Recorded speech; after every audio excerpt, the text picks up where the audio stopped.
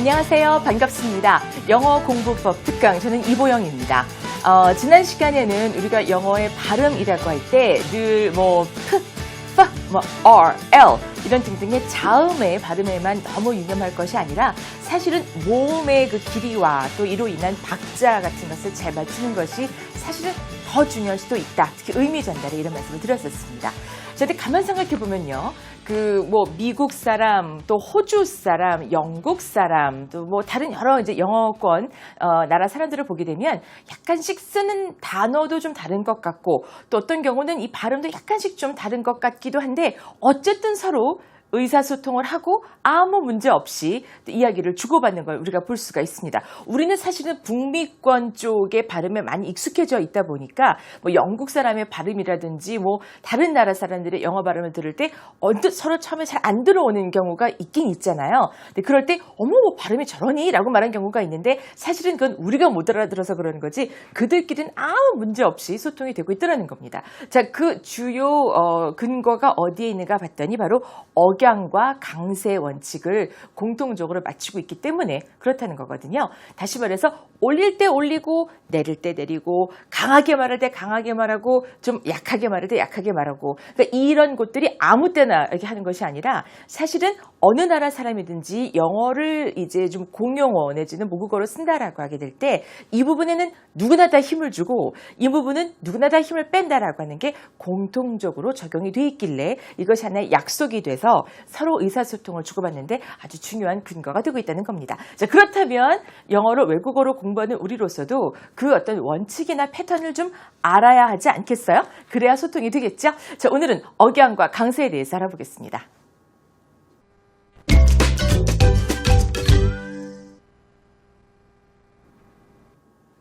네, 발음 강세와 억양 원칙에 대해서 한번 하나하나 알아보도록 하죠. 먼저 첫 번째, 네, 이겁니다. 자, 수식을 받는 단어에 힘을 주어서 발음한다라는 건데요. 이건 사실 이 수식이라는 말 자체도 좀 잘 안 들어오는 경우가 많죠. 한마디로 말해서 꾸밈을 받는다라는 말이 되겠습니다. 다시 말해서 빨간 의자라고 할 때 빨간이라는 말이 의자라는 말을 수식해주고 있거든요. 그러니까 이 빨간 의자라는 말에서 수식을 받는 단어는 그렇죠. 의자라는 단어가 수식을 받고 있습니다. 빨간 의자라는 말에서 수식을 해주는 단어는 빨간이란 말이 되는 거고요. 자, 그렇게 꾸밈을 받고 수식을 받는 단어에 힘을 줘서 말한다는 거죠.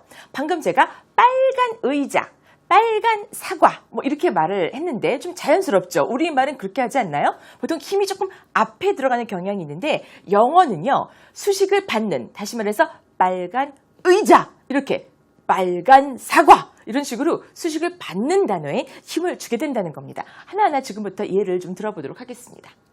먼저 빨간 꽃이 있습니다. 자, 이럴 때 보시게 되면 a red flower 해서 지금 bo다 red가 조금 더 글자가 커져 있죠. 그리고 red보다도 더 flower가 커져 있습니다. 그만큼 이 단어가 가장 힘을 받아서 발음이 된다는 걸 강조하기 위해서 이렇게 표시를 한 건데요. 많은 그 교재들을 볼 때 특히 발음 같은 것을 도움을 드리는 교재들을 볼 때 이런 식으로 되는 경우를 많이 볼 수가 있습니다. 그래서 보다는 red 뒤로 갈수록 무게중심이 있기 때문에 red 다음에 flower 해서 a red flower. Here's a red flower. 여기 빨간 꽃을 드리겠습니다. Here's a red flower. I want that red flower. 이렇게 말할 수도 있겠고 빨간 꽃이 되는 거죠. 자, 이번에는 똑똑한 학생이구나. 아우, 참 그 사람은, 그 친구는 참 똑똑한 학생일세 라고 할 때 똑똑한 이란 말에 우리가 힘을 팍 주게 돼서 뒤에 학생이란 말은 상대적으로 조금 강세를 덜 받는 경향이 있습니다. 우리말은. 근데 영어로는요. A smart student. smart보다는 student에 더 힘을 주는 경향이 일반적으로 많습니다. 그래서 얘기하다 보면 정말 똑똑한 학생이야 라고 해서 smart에 좀 더 힘을 주고 싶다라고 할 때가 왜 없겠어요. 그럴 때에는 조금 특별한 경우라서 he's a very smart student 이렇게 말할 수도 있겠지만 그러나 그냥 그 학생은 참 똑똑한 학생이야 라고 할 때 he's a smart student 라고 보통은 뒤에 오는 단어에 힘을 주게 되고요. 우리 오빠 혹은 우리 형이라고 말할 때 older brother라고도 말할 수 있지만 big brother라고도 보통 많이 말하게 됩니다. 뭐 동생인 경우에는 younger brother라고도 하지만 하여튼 little brother라고도 하게 되거든요. 자, 바로 그런 경우 my big brother, my big brother, 딴딴딴딴, my big brother 이렇게 되죠. He's my big brother, he's my big brother. 그는 나의 아주 대단한 엄청나게 큰 형이야 라고 말하고 싶다면 he's my big brother 이렇게 말할 수 있을런지 몰라도 그런 경우는 조금 특별하기 때문에 he's my big brother 라고 하던 거고 이번에 문장을 볼게요. 저기 파란색 집이 하나 있군요 라고 한다면 저기 있군요. There's a 우리 그때 했었죠. 이 there's로 시작할 수 있는 많은 문장들 굉장히 많이 쓰이고 편하게 쓰이는 거기 때문에 연습하기 딱 좋은 패턴 중에 하나라고. 자, there's a 있습니다. There's a blue house. A blue house. 하나의 파란 집, 뭐 한 채의 파란 집. 그런데 there's a blue house 라고 하니까 저기 파란색 집이 하나 있네. 그러니까 파란색 지붕이 됐던 파란색 뭐 담장이 파란색이던 벽이 파란색이던 파란색 집. A blue house. 그런데 만약에 청와대다라고 할 적엔 blue house가 돼서 이렇게 고유 명사가 됐을 적에는 파란색 뭐 지붕의 집이라고 해서 blue house라고 해서 그때는 앞에 힘을 주게 됩니다. 그때는 또 다른 경우가 되죠. 이런 경우는 파란색으로 칠해진 집이다라고 해서 there's a blue house. 뒤로 갈수록 또 힘을 주어서 특히 수식을 받는 단어가 뒤로 오는 경우를 한번 꼬집어서 말씀을 드렸고요. 자, 이번에는 내용어에 힘을 주어서 발음한다는 걸 알아보도록 하겠습니다. 자, 내용어라고 하는 것은 말 그대로 그야말로 의미를 갖고 있는 단어들을 가리키게 됩니다. 저기 빨간 의자가 하나 놓여져 있네요 라고 말할 때 이 문장에서 사실은 가장 중요한 내용을 갖고 있는 단어는 빨간 의자란 말이 되겠고요. 그리고 놓여져 있다 정도가 아마 가장 중요한 내용어가 아닐까요? 그래서 보통은 뭐 명사라든지 뭐 동사라든지 뭐 부사도 마찬가지고 이런 특별한 내용을 가지고 있는 단어들을 내용어라고 하게 됩니다. 자, 이렇게만 말씀드리면 그 뭐야 싶으시죠? 자, 예문을 볼게요. Jane은 아주 참 좋은 학생이에요. 한마디로 뭐 공부도 잘하고 뭐 모범생이다 뭐 이런 말이죠. 자, 이렇게 말할 때 Jane이 좋은 학생. 이 문장에서 내용어는 Jane, good student가 됩니다. 그러니까 Jane is a good student가 되는 거죠. Jane is a good student. Jane is a good student.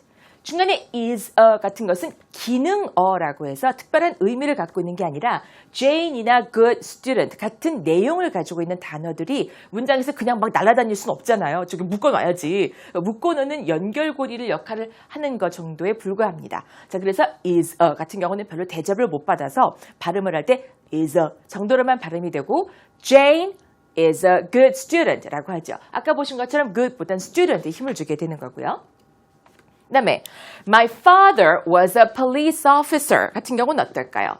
자, 우리 아버지께서는 예전에 경찰관이었습니다 라고 할 때 아버지 경찰관 이 가장 중요한 말이겠죠. 그래서 my father 이때도 my보다는 father에 좀 더 힘을 주죠. 나의 아버지 아버지가 수식을 받는 말이니까 my father was a 역시 약하게 was a 그다음에 police officer police officer 경찰관을 가리키죠.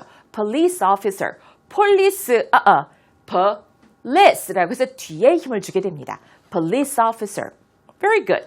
next 좀 더 긴 문장입니다. 옛날에 아름다운 공주님이 살았더랬어요 라고 보통 이렇게 많이 동화가 시작되잖아요. 자, 옛날에 long time ago there lived 살았습니다. 누가? 아름다운 공주님이 beautiful princess. 자, beautiful보다는 princess를 좀 더 힘을 줘야겠네요. beautiful의 꾸밈을 받는 말이 princess니까요. 그래서 long time ago 잠깐 숨을 쉬고 there lived a beautiful princess라고 하게 됩니다. 자, 지금까지 말씀드렸던 어떤 어디에 힘을 줘야 되는지에 대한 원칙이 그대로 살아있죠. long 오래전에 살았습니다. 아름다운 공주님이라고 하는 내용어에 힘을 주고 또 이렇게 내용어라고 하는 것이 앞에 꾸밈을 주는 말과 꾸밈을 받는 말로 연결돼 있을 때는 꾸밈을 받는 말에 더 힘을 준다. Long time ago, there lived a beautiful princess 라고 하죠. One more thing.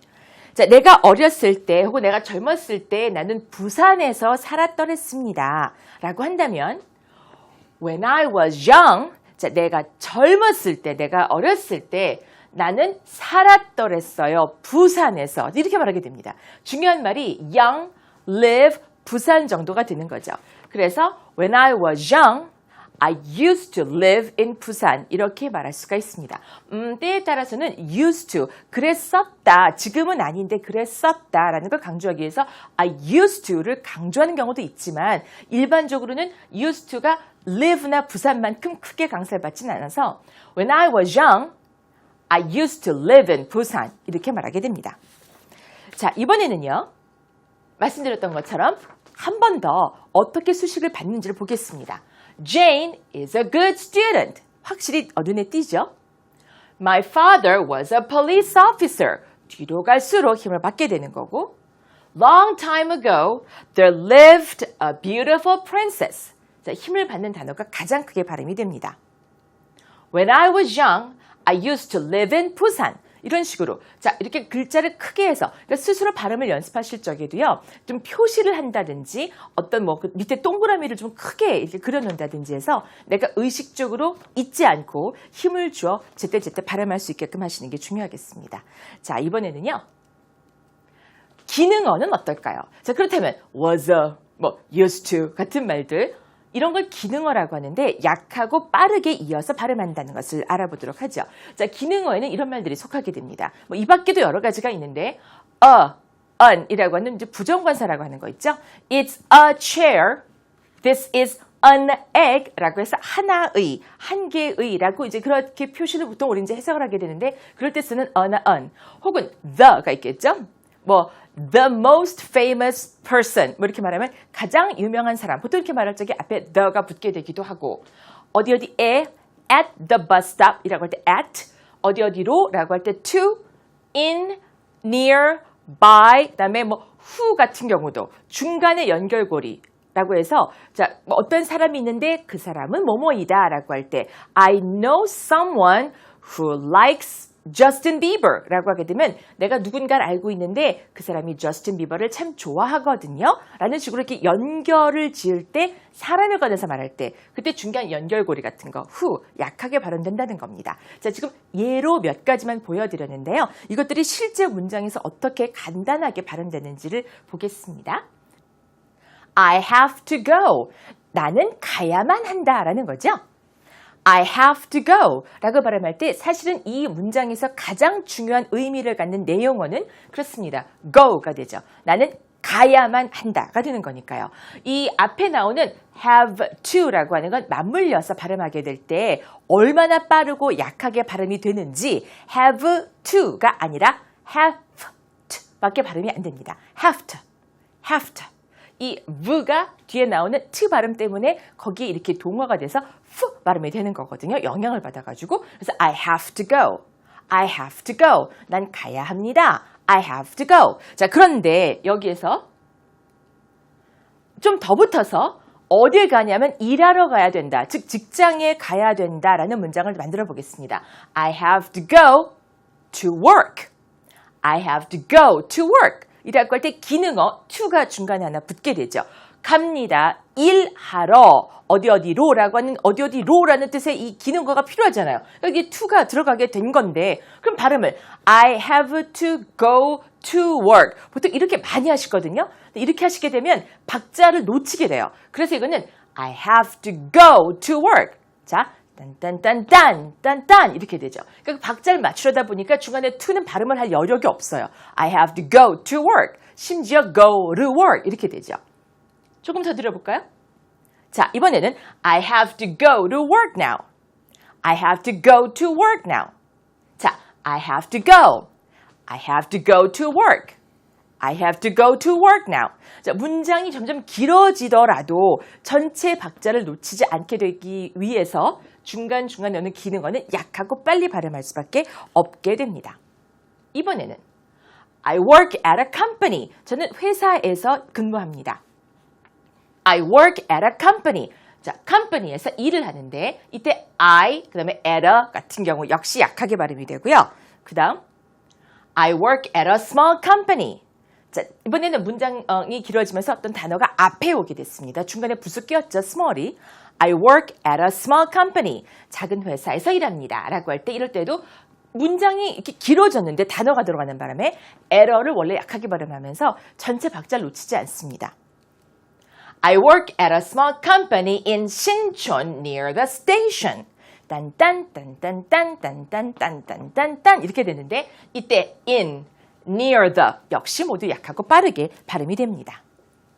자, 이번에는 의미가 나누어지는 곳에서 한 번씩 끊어주어서 발음하는 것이 필요하다가 될 텐데요.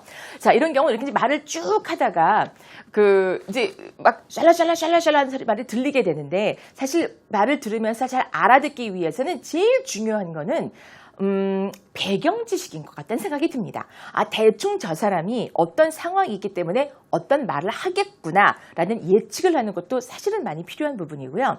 그런데 사람이기 때문에 뭐 아무리 배경 지식이 있고 뭐 자모음 발음 알고 뭐 억양 강세 알아도 이 사람이 중간에 숨을 끊지 않고 다다다다다다다라고 말하게 되면 누구도 못 알아들을 것 같거든요.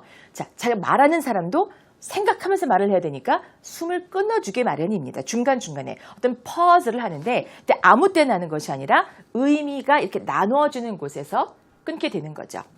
보게 되면 먼저 I work at a small company. 아까 보셨잖아요. 전 작은 회사에서 일을 합니다. 까지는 이제 하나로 먼저 본다고 할 때 근데 그것이 신촌에 있습니다.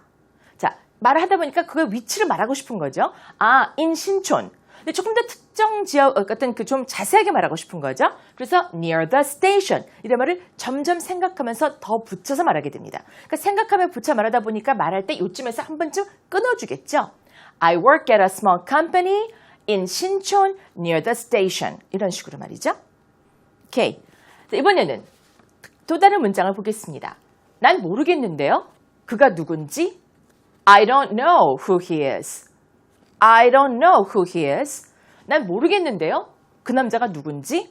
I don't know who he is. 아까 말씀드린 중간 연결고리 who도 역시 약하게 발음이 되는 거죠. 이번에는 John은 좋아한다. 걷기를 좋아하고 반면에 Jane은 뛰기를 좋아한다. 해보겠습니다. John likes to walk. John likes to walk. 그런데 and Jane likes to run. 중간에 끊어지고 있죠. 자, John은 이렇고 Jane은 이렇습니다. 쭉 연결되지만 한 번쯤 중간에 끊어줌으로써 말하는 사람도 생각이 정리되고 이번에는 제가 말하고자 하는 건요. 우리가 좀 더 속도를 내야 된다는 겁니다. What I'm trying to say is 쉬고 we need to speed up 이렇게 말할 수가 있습니다. 자, 사실은 물론 이렇게 한참 쉬거나 이렇게 하진 않겠죠. What I'm trying to say is We need to speed up. 물론 말하는 사람이 좀 머물거린다거나 뭐 그런 의도가 있을 때 모르겠지만 사실은 그리고 확실하게 오랫동안 끊어주지는 않습니다. 그러나 상대적으로 봤을 적에 조금씩 숨을 끊어주는 마디가 이렇게 있다는 것을 우리가 알 수가 있죠. 이런 식으로 말의 버릇 연습하시는 것도 상대방이 그런 퍼즐을 듣고 잘 눈치를 채는데 큰 도움이 될 수 있을 거라고 생각이 됩니다. 자, 어떠셨어요? 항상 모음과 자음만 신경을 쓰이셨다면 이제는 강세와 억양에도 또 어디 숨을 쉬는지도 잘 생각을 하셔야겠죠? 많이 연습하시기 바랍니다. 감사합니다.